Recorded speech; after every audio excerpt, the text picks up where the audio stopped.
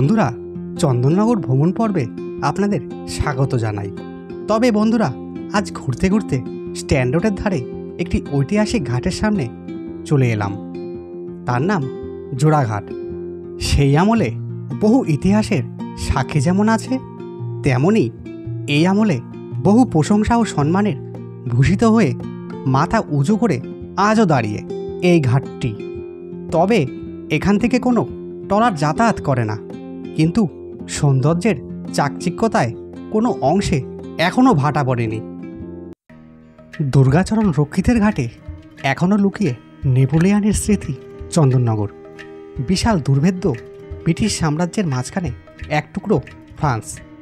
অবশ্য সরাসরি বোদলেয়ার কিংবা জিদানের ভূখণ্ড নয়, তবে সেই দেশের প্রশাসন এবং সার্বভৌমতা পুরোপুরি হাজির ছিল গঙ্গার ধারে এই জায়গাতে।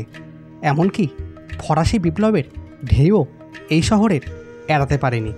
সেই উত্তাপ অর্ধেক দুনিয়ায় পেরিয়ে বাংলার 1792 সালে এখানে একটি ছোটোখাটো বিপ্লব ঘটিয়েছিলেন, যার ফলে চন্দননগর গভর্নরকে কিছুদিনের জন্য তাড়িয়ে দেওয়া হয়েছিল গৌরহাটিতে।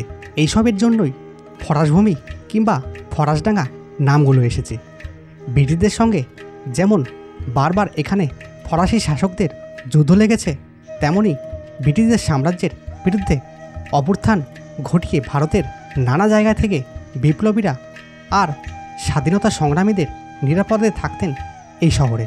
যেহেতু এই জায়গাটা ইংরেজ প্রশাসনের অধীনে নয়, তাই ব্রিটিশ পুলিশরা যখন তখন এখানে ঢুকতে পারতেন না।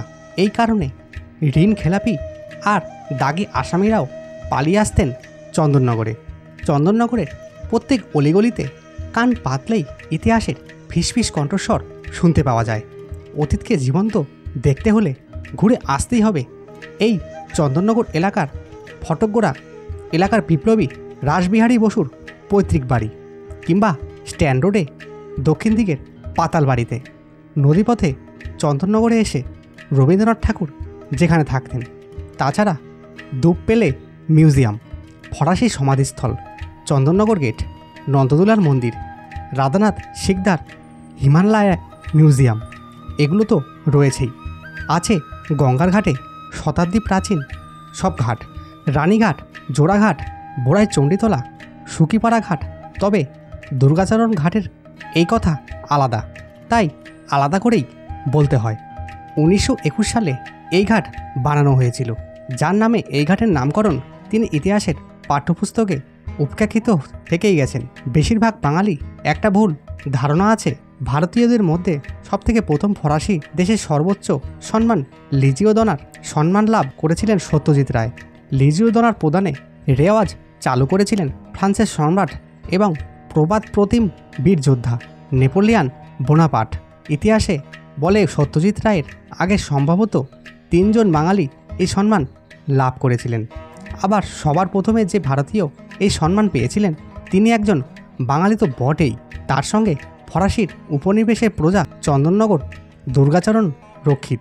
1896 সালে লিজিও দনার পেয়েছিলেন তিনি। সারা দুনিয়াতে চন্দননগরের খ্যাতির একটাই প্রাধান্য কারণ ফরাসডাঙ্গার তাঁত। দুর্গাচরণ রক্ষিত সেই তাঁতের ব্যবসা করেই হয়ে উঠেছিলেন এক বড় মাপের ব্যবসাদার। কলকাতার এক ফরাসি ব্যবসায়ী কামা সাহেবের অধীনে কাজ করতে করতে তিনি কাপড় আমদানি রপ্তার কাজে হাত পাকিয়েছিলেন।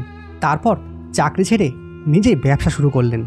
তিনি বিদেশ থেকে আমদানি করতেন white lead, zinc, white quinine, ফরাসি মদ, আর বিদেশে পাঠাতেন চাল, ডাল, চা, তিল, সর্ষে, পোস্ত, তিসি, আফিম, তসের থান ও কাটা কাপড়। সমস্ত ভারত জুড়েই ছিল তার ব্যবসা। তার পাশাপাশি চন্দননগরের আর্থিক সামাজিক উন্নয়ন এবং আধুনিকতার শিক্ষা বিস্তার ক্ষেত্রে তার যথেষ্ট অবদানও আছে। লিজিও দনারের টাকা মানুষের সেবাইতেই খরচ করেছিলেন। চন্দননগর স্ট্যান্ডার্ড রোডের উপরে জোড়াঘাট আর গঙ্গার জেটি বানানো হয়েছিল তার উদ্যোগেই। লেখালেখির জগতেও তার বিচরণ ছিল।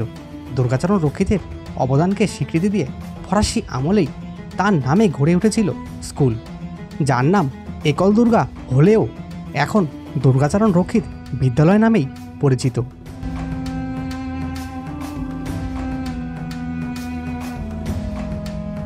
কেমন লাগলো বন্ধুরা আজকের ভিডিও পর্বটি? কমেন্ট বক্সে অবশ্যই জানাবেন। তার পাশাপাশি লাইক এবং সাবস্ক্রাইব করতে কিন্তু ভুলো না। আবার দেখা হচ্ছে পরের পর্বে। ধন্যবাদ।